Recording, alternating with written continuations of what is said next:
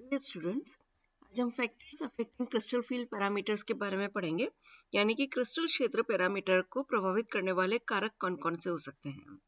तो crystal field को अगर हम प्रभावित करने वाले कारक देखते हैं तो सबसे पहला उसमें कारक है चार्ज ऑन मेटल आयन, यानी कि जो भी धातु आयन है उसके ऊपर कितना आवेश होगा, इसके ऊपर निर्भर करता है।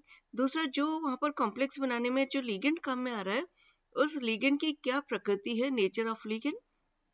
तीसरा फैक्टर है ज्योमेट्री ऑफ कॉम्प्लेक्स, कि जो भी संकुल का निर्माण हो रहा है उसकी ज्यामिति क्या है।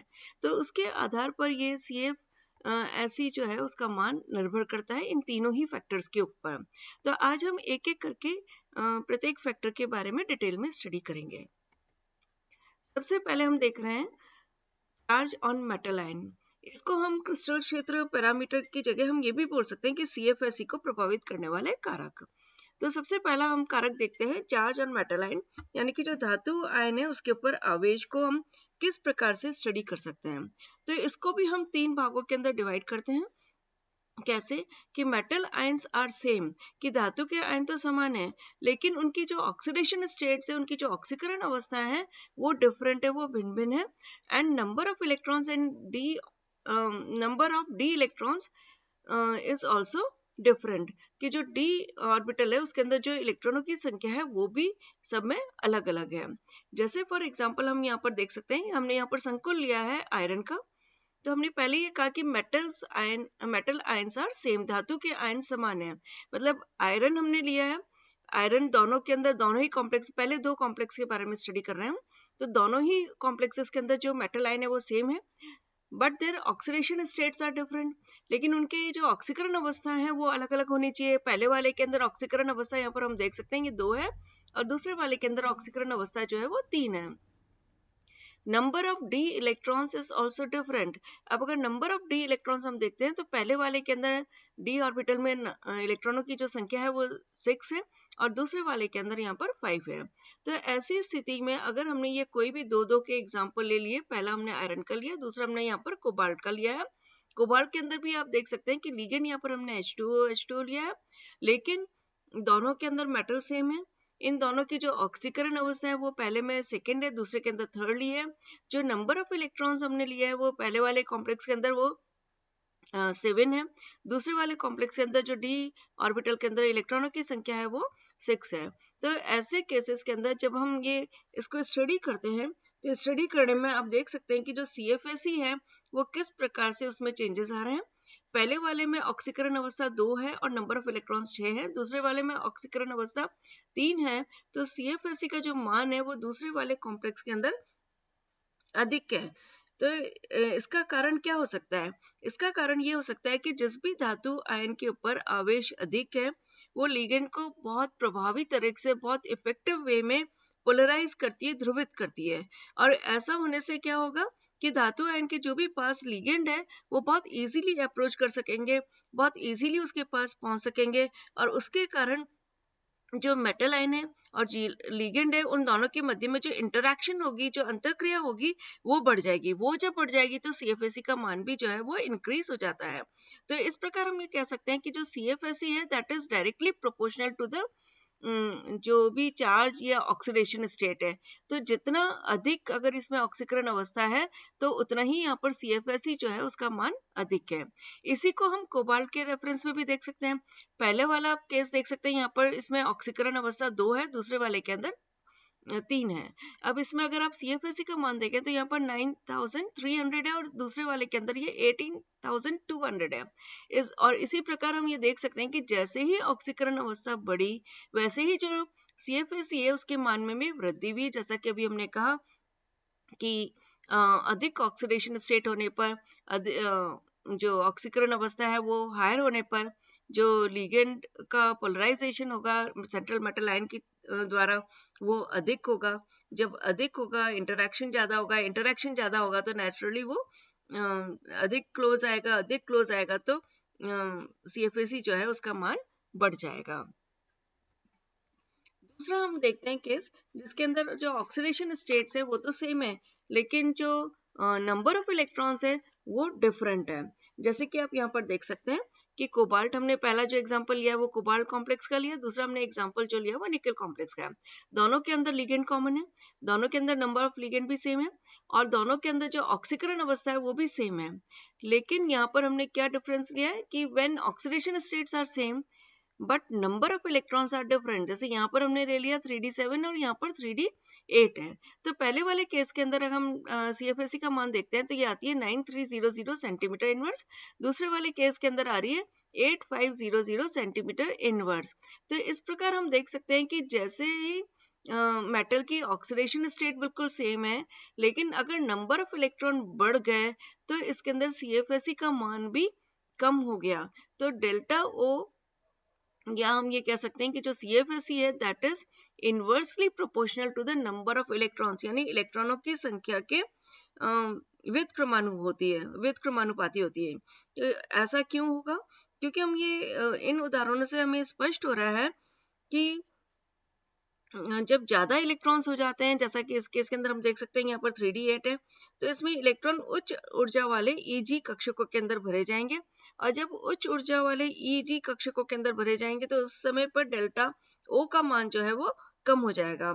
क्योंकि जो Eg है वो Eg अगर ऑर्बिटल के अंदर अगर कोई भी इलेक्ट्रॉन जाता है तो वो इनस्टेबिलिटी देता है, अस्थायित्व प्रदान करता है किसी भी संकुल को। तो इसलिए यहाँ पर जो डेल्टा O है, हम ये कह सकते हैं कि CFSE जो है वो जितनी अधिक अगर इलेक्ट्रॉनों की संख्या होगी तो उसका मान जो है उतना ही कम होता जा रहा है, या ये इसके इनवर्सली प्रोपोर्शनल है या व्युत्क्रमानुपाती है। तीसरा फैक्टर हम यहाँ पर देख रहे हैं, पहले वाले का ही तीसरा पार्ट, कि when metal ions are different, कि धातु के आयन अलग अलग हैं, oxidation states are also different, oxidation जो अवस्था है वो भी अलग अलग है, but number of electrons present in d orbitals are same, लेकिन d कक्षकों के अंदर जो इलेक्ट्रॉनों की संख्या है वो बिल्कुल समान है। जैसे कि यहाँ पर आप देख सकते हैं कि मेटल आयन हमने यहाँ पर वेनेडियम लिया, यहाँ पर हमने क्रोमियम लिया, इनकी ऑक्सीडेशन स्टेट्स भी डिफरेंट है, पहले वाले में 2 है, दूसरे वाले में 3 है, लिगेंड सेम है। और इस प्रकार अगर हम इनके डेल्टा O के मान की तरफ देखते हैं तो ये 12,400 सेंटीमीटर इनवर्स है, दूसरे वाले केस के अंदर ये 17,400 सेंटीमीटर इनवर्स है।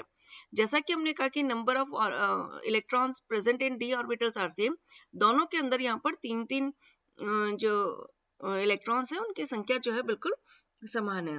अब इसके अंदर हम क्या कह सकते हैं कि जब हमने मेटल आयंस अलग अलग ले लिए, उनकी ऑक्सीकरण अवस्था भी डिफरेंट है, डी इलेक्ट्रॉनों की संख्या समान है, तो जो भी उच्च ऑक्सीकरण वाला उच्च ऑक्सीकरण अवस्था वाला कॉम्प्लेक्स होगा, उसका जो धनायन के द्वारा जो बना हुआ ये जो संकुल है उसकी जो डेल्टा O की वैल्यू जो है वो अधिक होगी।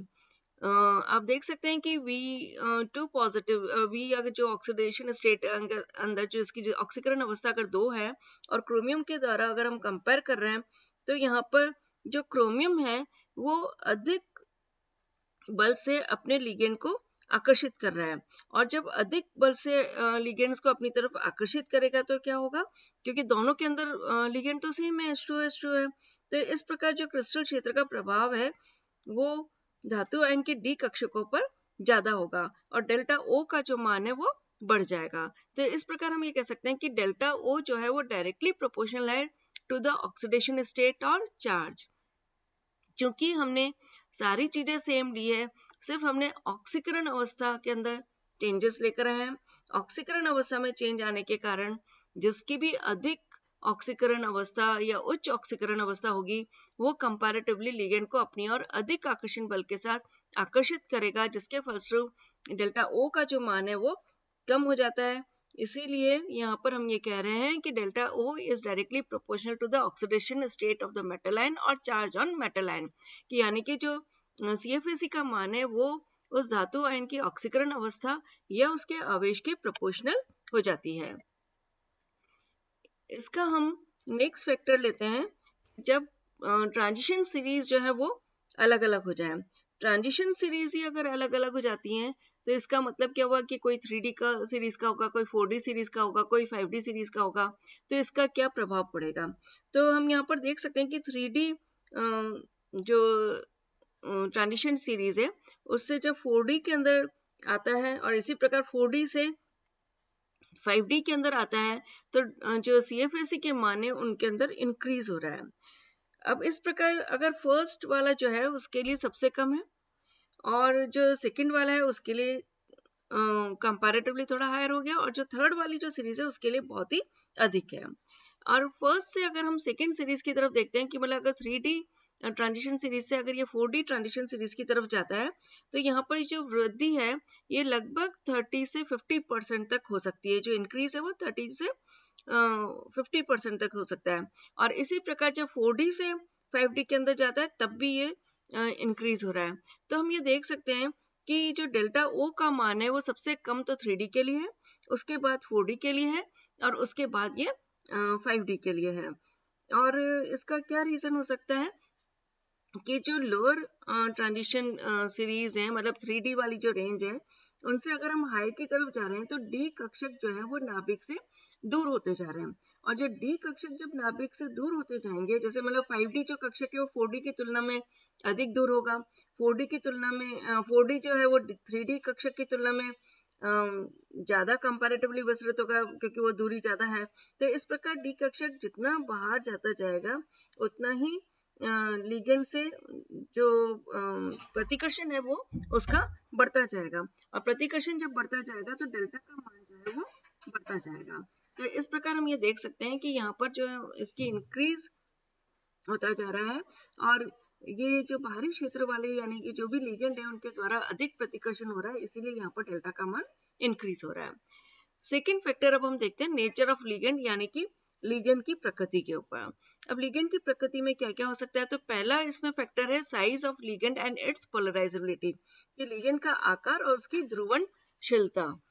तो लिगेंड का आकार जितना छोटा होगा उतना ही जो इंटर लिगेंड है उनके बीच में रिपल्शन जो है वो कम होगा और लिगेंड में अगर रिपल्शन कम होगा तो लिगेंड धातु के ज्यादा नजदीक आ जाएगा और इस प्रकार डी कक्षकों के लिए प्रबल क्षेत्र उत्पन्न कर सकेगा और उसी के कारण जो डेल्टा है उसका मान भी अधिक हो जाता है। तो इस प्रकार हम देख सकते हैं कि जो फ्लोराइड आयन है उसके लिए डेल्टा का मान सर्वाधिक होगा। जैसे जैसे साइज बढ़ती जा रही है फिर ये मान डेल्टा का मान जो है वो कम होता चला जाएगा। तो इस प्रकार लिगेंड का जितना आकार छोटा होगा उतना ही इंटरलिगेंड रिपल्शन कम होने की वजह से क्या होगा लिगेंड धातु के नजदीक अधिक आ रहा है। जब नजदीक अधिक आ रहा है तो डी कक्षकों के लिए कंपैरेटिवली स्ट्रॉन्ग फील्ड ये पैदा कर देते हैं जिसकी वजह से यहाँ पर डेल्टा का मान जो है वो अधिक हो रहा है। और यदि दो लिगेंड सपोजिंगली अगर समान आकार के हैं तो उसके अंदर जो अधिक आवेश वाला लिगेंड होगा वो अधिक कंपैरेटिवली ध्रुवनशील होगा, पोलराइजेशन ज्यादा हो सकेगा जिसके कारण ये लिगेंड जो है क्रिस्टल क्षेत्र के अंदर जो विभाजन ऊर्जा है मतलब CFSE जो है उसके मान में भी यह वृद्धि कर देता है। फिर इसका दूसरा फैक्टर है स्पेक्ट्रोकेमिकल सीरीज, स्पेक्ट्रमी रासायनिक श्रेणी। तो जिन लिगेंड के लिए डेल्टा का मान कम होता है उनको हम वीक फील्ड लिगेंड कहते हैं, जिनमें डेल्टा का मान अधिक होता है उनको हम स्ट्रॉन्ग फील्ड लिगेंड कहते हैं। जैसा कि हमने देखा था कि अगर हम स्पेक्ट्रोकेमिकल सीरीज अगर हम लिगेंड की देखते हैं तो CO से ये स्टार्ट होती है, मैक्सिमम CO में होता है, फिर साइनाइड है, फिर NO2 है और इस प्रकार इधर की साइड अगर हम देखें तो यहाँ पर ये फ्लोराइड, क्लोराइड, SCN, ब्रोमाइड और आयोडाइड है। तो ये जो है ये हमने लिगेंड के उनकी बढ़ती हुई सामर्थ्य के अनुसार एक श्रेणी बनाई है, इसी को हम स्पेक्ट्रोकेमिकल सीरीज कहते हैं। अब जो CO और CN नेगेटिव हैं जो हमने स्टार्टिंग के अंदर देखे ये स्ट्रॉन्ग फील्ड लिगेंड है, इनके कारण इनका डेल्टा का मान जो है वो उच्च हो जाता है और जैसे जैसे हम इधर की साइड चलते जा रहे हैं वैसे वैसे डेल्टा के मान में कमी आती जाती है और X जो है मतलब फ्लोराइड, क्लोराइड, ब्रोमाइड, आयोडाइड इनको हम वीक फील्ड लिगेंड कहते हैं। इसी प्रकार अगर हम स्पेक्ट्रोकेमिकल सीरीज के आधार पर अगर कई सारे हम डिफरेंट कॉम्प्लेक्सेस ले लेते हैं तो उनके अंदर हमने स्पेक्ट्रम का अच्छे से अध्ययन किया और उसी के आधार पर उनके जो प्रायोगिक मान है उसी के आधार पर हम बेसिकली इस सीरीज का निर्माण करते हैं। इसी प्रकार अगर हम मेटल आयंस के अंदर देखते हैं, मेटल आयन जैसे है प्लेटिनम है, इधर की तरफ हाईएस्ट है, फिर इरिडियम है, फिर पैलेडियम है, और लास्ट में हम लेते हैं कोबाल्ट, निकल, मैग्नीज आदि को। तो ये भी इसी प्रकार इनकी भी धातु आयन को भी इसी प्रकार एक श्रृंखला के अंदर हमने अरेंज किया हुआ है। जो तीसरा फैक्टर है वो है ज्योमेट्री ऑफ कॉम्प्लेक्स, यानी कि संकुल की ज्यामिति। आप जानते हैं कि जो अष्टफलकीय संकुल होते हैं, ऑक्टाहेड्रल कॉम्प्लेक्सेस होते हैं, उसके अंदर 6 लिगेंड होते हैं जो धातु आयन की तरफ बढ़ते हैं और ईजी से सीधा टकराते हैं। जैसा कि हमने देखा था कि ईजी ऑर्बिटल से उनकी डायरेक्ट इंटरेक्शन होती है और उसके कारण वहां पर प्रतिकर्षण अधिक हो जाता है और डेल्टा ओ का मान जो है वो बढ़ जाता है। और टेट्राहेड्रल कॉम्प्लेक्सेस के अंदर हमने देखा था कि जब भी मेटल आयन की तरफ अगर लिगेंड अप्रोच करते हैं तो वो T2G कक्षकों से सीधे नहीं टकराते, जिसके कारण उनमें प्रतिकर्षण बल, रिपल्शन जो है वो कम होता है, इसीलिए डेल्टा टी का मान जो है वो भी कम हो जाता है। इसीलिए ज्यादातर जो टेट्राहेड्रल कॉम्प्लेक्सेस हैं वो हाई स्पिन वाले होते हैं। और जब भी ऑक्टाहेड्रल कॉम्प्लेक्स बनेगा तो अब वहां पर 3 जो T2G कक्षक होते हैं वो तो नीचे वाले लोअर एनर्जी स्टेट के अंदर होते हैं और वहां पर हमने देखा था कि 2 जो EG ऑर्बिटल्स होते हैं वो हायर एनर्जी स्टेट में होते हैं। तो जो निम्न ऊर्जा के अधिक कक्षक हैं यहाँ पर, तो उसके कारण अधिकांश जो इलेक्ट्रॉन्स हैं वो पहले T2G ऑर्बिटल्स के अंदर जाएंगे और फिर उसके बाद में ये निम्न जो उच्च ऊर्जा वाली जो ऑर्बिटल्स हैं उसके अंदर जाएंगे। तो इस प्रकार डेल्टा ओ का मान जो भी है वो भी उच्च हो जाता है। तो यहाँ पर हम देख सकते हैं कि वर्ग समतलीय, जैसे हमने ये डेल्टा का मान लिया वर्ग समतलीय के लिए और हमने लिया है चतुष्फल के लिए और फिर हमने लिया है अष्टफल के लिए। तो यहाँ पर एसपी जो है इसका मान सबसे अधिक है, ये लगभग 1.3 डेल्टा ओ के बराबर होता है। अगर हमने इसको 1 मान लिया तो मतलब इसके जो ऑक्टाहेड्रल हमने कॉम्प्लेक्स है उससे हम कंपेयर कर रहे हैं। तो ऑक्टाहेड्रल कॉम्प्लेक्स से जब हम कंपेयर करते हैं तो यहाँ पर हम देख सकते हैं कि ये एसपी का मान जो है इसकी तुलना में 1.3 गुना है और जो टेट्राहेड्रल है उसका अगर हम डेल्टा ओ के रेस्पेक्ट में लेते हैं तो ये 0.45 डेल्टा ओ है।